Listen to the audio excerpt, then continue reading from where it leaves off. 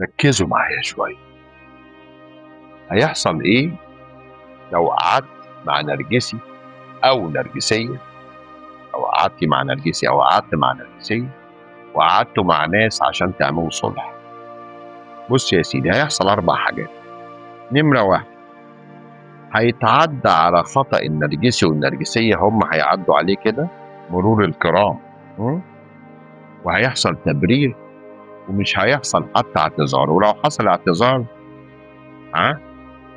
سوري، ممكن اعتراف بالغلط عادي وسوري.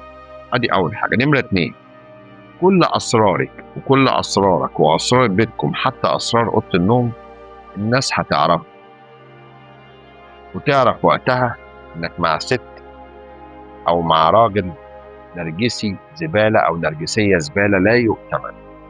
خلاص، ده نمره 2. نمره 3، الناس هتغلطك، مش حكم من اهله وحكم من اهلها. اخويا اتفضل، الناس بقى هيغلطوك، وهتبقى انت بتبرر الاسرار اللي اتقالت عليك قدام الناس، اللي ملهاش علاقه بالقعده ولا بالموضوع ولا بالخناقه اصلا، وهتبقى قاعد من كاد ان اللي جايين ياخدوا حقك ظلموك.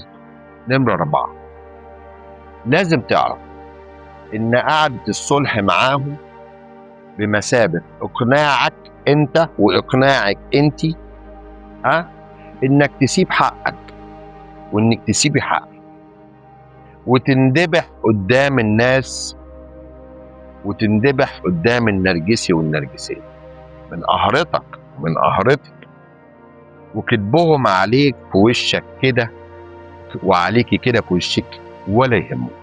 فخلي بالك، وديها للي بيستلم.